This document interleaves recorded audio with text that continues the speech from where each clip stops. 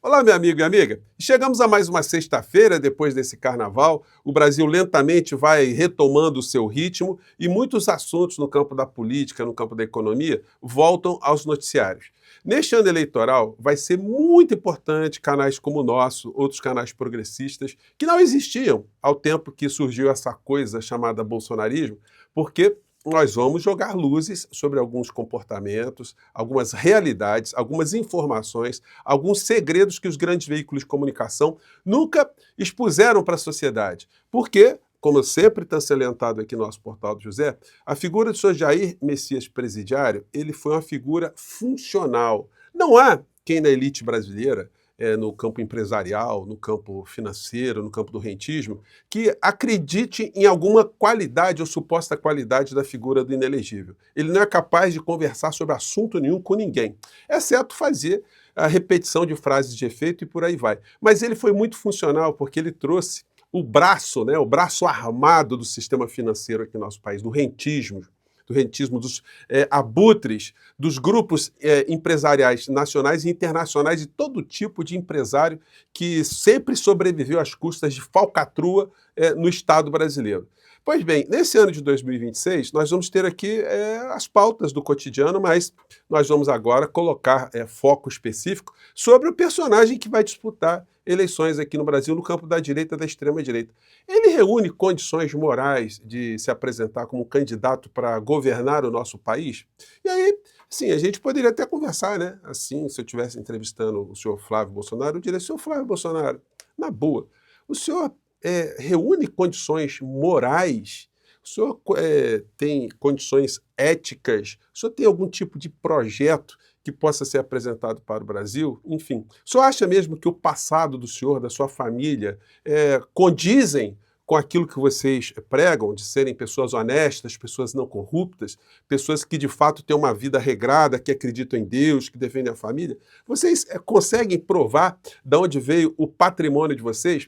Bom, durante a vida de Bolsonaro, desde que ele se candidatou em 2018 à presidência da República, as tintas têm sido utilizadas de uma forma muito tímida, né, em relação àquilo que foi, aquilo que representa e muitas coisas que acontecem ao seu redor. Claro, quando muitas coisas vieram à tona, em função de ações do Ministério Público, investigações, as falcatruas que foram expostas, de fato, os grandes veículos de comunicação não poderiam deixar passar em brancas nuvens. Mas depois eles foram colocando outros assuntos, aí tivemos esse desastre que foi aqui no nosso país. Um não governo, um governo antipovo. Pois bem, hoje eu vou trazer aqui mais algumas informações para vocês, porque uma das coisas que se ventilou na época que o Bolsonaro estava circulando, que foi candidato, né, é que ele explorava uma senhora que vendia açaí lá em Angra dos Reis. Ela ficou muito famosa, né, a senhora Valdo Açaí.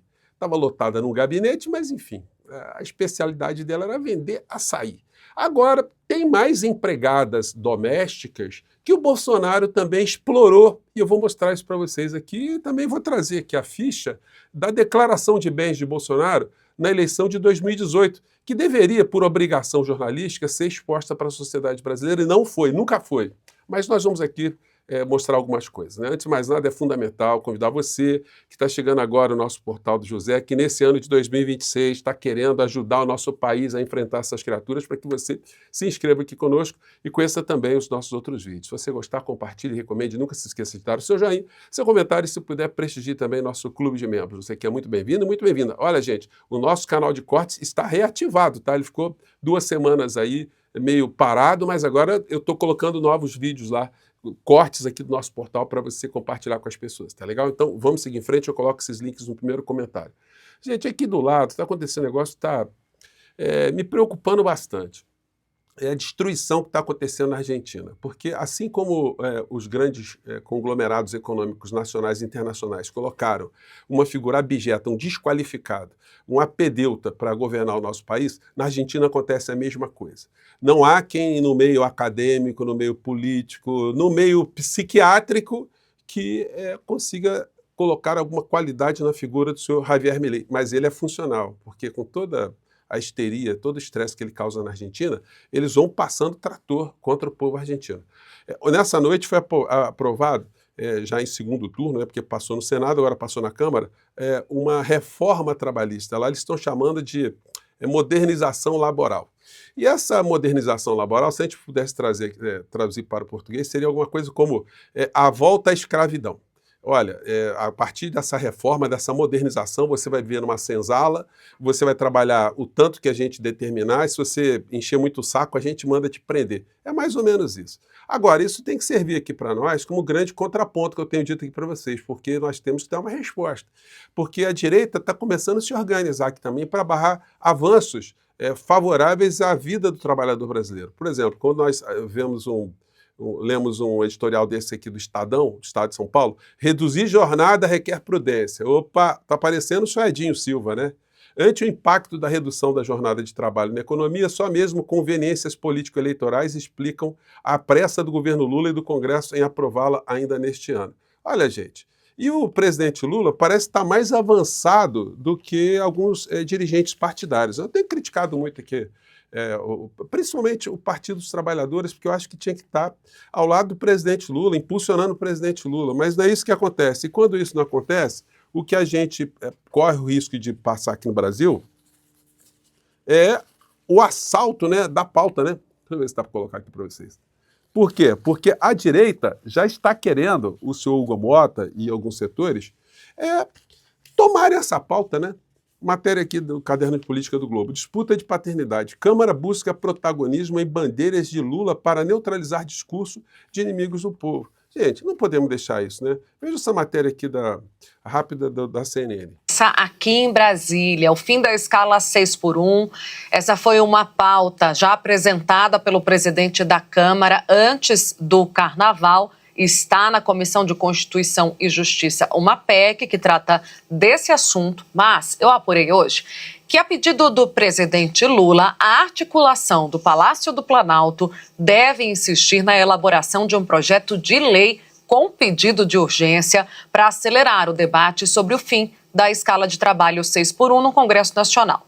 Essa ofensiva sobre o assunto especificamente vai ser retomada depois do Carnaval, com o retorno do presidente Lula da Índia, numa reunião chamada pelo próprio presidente, convidando o presidente da Câmara dos Deputados, Hugo Mota, a participar, e o ministro da Secretaria-Geral da Presidência, o Guilherme Boulos. Falei com o Boulos hoje mais cedo, ele me confirmou que o caminho é esse, é insistir num projeto de lei com pedido de urgência. E aí... Então, gente, pelo menos o presidente da República parece que está mais ligado do que os dirigentes partidários, né? Ontem eu comentei com vocês aqui que o PT vai criar uma comissão para estudar o assunto. Olha, gente, francamente, né? A gente tem que criticar, gente, não tem como.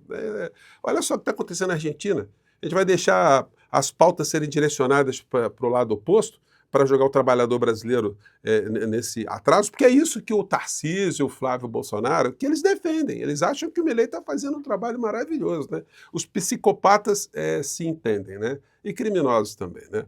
E aí é o seguinte, eu comentei com vocês a questão patrimonial do clã, né? E esse podcast aqui da Juliana, que a Juliana Dalpiva participou, ele está sendo bombástico. Tem gente fazendo recorte aí dos nossos vídeos. Podem fazer cortes à vontade, gente.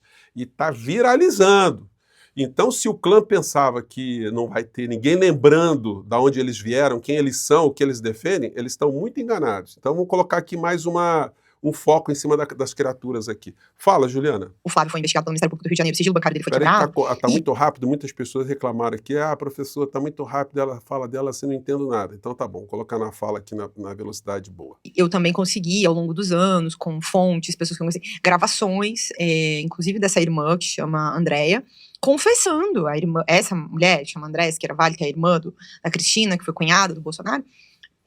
Esses 20 anos que ela foi funcionária fantasma, eu consegui uma gravação que ela contava tudo isso. Gente, 20 anos ela era funcionária fantasma. Ela recebia o dinheiro, mas, obviamente, ela não ficava com dinheiro para ela, né? Fantasmas, vocês sabem como são, né? Eles vivem num outro mundo, numa outra dimensão. Então, quando eles recebem dinheiro, eles têm que entregar o dinheiro para alguém, né? Vamos lá. Contava como ela tinha sido, contava que um irmão dela tinha sido também, que chama André, como ela devolvia, né, cerca de 90% do salário. Ela ficava com quase nada. Ela trabalhou de empregada doméstica no mesmo período em que... Vocês escutaram, gente? Ela trabalhava como empregada doméstica, mas estava lotada no gabinete e ela pegava uma parte do que ela recebia, né, a maior parte, e dava para o Bolsonaro. Era assim que as coisas andavam. E ela era lotada nos gabinetes da família Bolsonaro. Essa mulher vivia em dificuldade financeira, ela é fisiculturista também.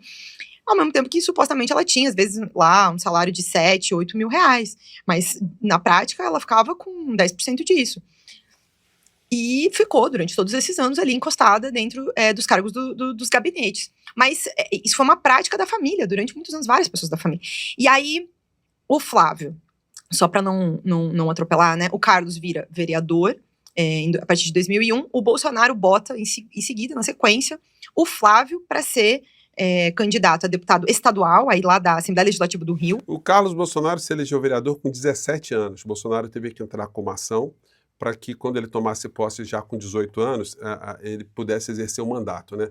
E usou a candidatura de Carlos Bolsonaro para atacar a mãe, a ex-mulher, a senhora Rogéria Bolsonaro. A partir de 2003. Nessa época, quem era o Flávio? O Flávio era um estudante de direito. O Carlos também, quando ele vira vereador, ele tinha recém passado no vestibular de ciências náuticas, se não me engano. E eles são estudantes universitários ao mesmo tempo em que estão lá de vereador e deputado. Assim, essa foi a experiência que eles levaram para o parlamento quando eles começaram essa trajetória. E aí, se o Bolsonaro não tinha patrimônio, que patrimônio você acha que tinha o Carlos e o Flávio quando isso tudo aconteceu? Então, assim, eles nunca trabalharam na vida para fora das casas legislativas. Essa é uma coisa que eles adoram falar, né? Que as pessoas vivem de mamata, não sei o quê. Cara, eles viveram de mamata a vida inteira, eles estão vivendo de mamata. O Bolsonaro aí já, desde 91. Mas os filhos, desde os anos 2000, vivem de mamata. O Carlos nunca teve um emprego. O Flávio é advogado. E agora estão fazendo a mesma coisa com o Jair Renan, né? E que se dane, né? Esse aí arrumou uma boquinha, né? E é o seguinte, eu coloquei ontem no primeiro comentário do nosso portal esse link do Tribunal Superior Eleitoral com as contas, né? Com o que apresentou o Bolsonaro como patrimônio em 2017 e 2018. E aí é o seguinte, gente, eu fiz a soma aqui e fiz algumas atualizações. Aplicação em renda fixa, 73 mil, uma casa em Bento Ribeiro. Ações, essa aqui não tem muita coisa. Outra casa na Avenida Lúcio Costa, na Barra da Tijuca. Isso fica de frente para a praia, gente. Uma casa dessa hoje custa em torno de 4 milhões de reais. Depois, outro imóvel também em Brasília, na SQSW 102. Esse imóvel hoje está avaliado entre 900 e 1 milhão de reais. Vão somando aí, gente. Depois ele tinha aqui na caderneta de poupança no Banco do Brasil 481 mil reais. Agora, vocês imaginem só, o cara com essas casas todas, ele não tinha despesa nessas casas, não tinha ninguém que fazia limpeza, não pagava água, não pagava luz, IPTU, e ainda sobrava dinheiro para ele ter 481 mil reais corrigidos. Hoje, esse dinheiro dava quase 800 mil reais. E aí tinha um micro-ônibus aqui, ó, um caminhão, avaliado na época em 141 mil reais, hoje já seria, sei lá, 200 e tantos mil reais. Outro imóvel na Avenida Lúcio Costa, também avaliado entre 3 milhões e meio e 4 milhões e meio. Outro veículo automotor, outro caminhão, um micro-ônibus Mercedes Sprinter, 89 mil. Um Corolla. Outra casa na Rua das Flores, lá em Mambucaba, Angra dos Reis. Outro veículo Land Rover. E aí, é o seguinte, mais uma cadernetinha de poupança. Eu pergunto para vocês, meu amigo, minha amiga, dá para um cara que recebe salário juntar esse patrimônio todo? Detalhe, a Juliana Dalpiva falou que o Ministério Público mostrou que os filhotes amealharam, movimentaram 6 milhões de reais, eles tinham 6 milhões de reais de patrimônio. Uma das ex-mulheres de Bolsonaro, a senhora Ana Cristina Vale, ela saiu do casamento com um patrimônio de aproximadamente 5 milhões e meio de reais. Veja só, além do Bolsonaro ter feito tudo na separação, ela ainda ficou com 5 milhões e meio. E detalhe, eles compraram 14 imóveis, entre terrenos e pequenos apartamentos. E depois, quando ela foi candidata a deputada federal, né, em Brasília, ela foi flagrada morando numa mansão, que ela disse que não era dela, mas depois acabou confessando que a mansão era dela também. Então, as perguntas que o senhor Flávio Bolsonaro tem que responder objetivamente são: da onde veio o dinheiro? Vocês são ladrões ou vocês são honestos? Como é que o Queiroz pagava todas as suas contas em dinheiro vivo e não saía um centavo da sua conta? Da onde veio o dinheiro, senhor Flávio Bolsonaro? Como o Bolsonaro conseguiu esse patrimônio, diga-se passagem, patrimônio declarado oficialmente, porque quando teve a separação ruidosa com a ex-esposa, ela disse que tinha mais coisas que estavam malocadas, que não estavam em nome dele. E ela queria rachar aqueles imóveis. Aliás, né, dá até para fazer um slogan para a campanha do Flávio Bolsonaro, né? Ou vai ou racha, né? Porque a palavra, o vocábulo racha, né? Ele parece que frequentou desde o início a vida de Jair Bolsonaro e dos seus filhotes, né?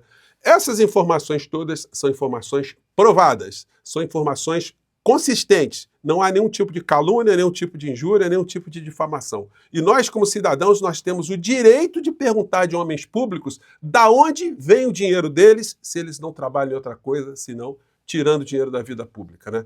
Eu fico por aqui, mais tarde a gente volta. Um grande abraço, tchau!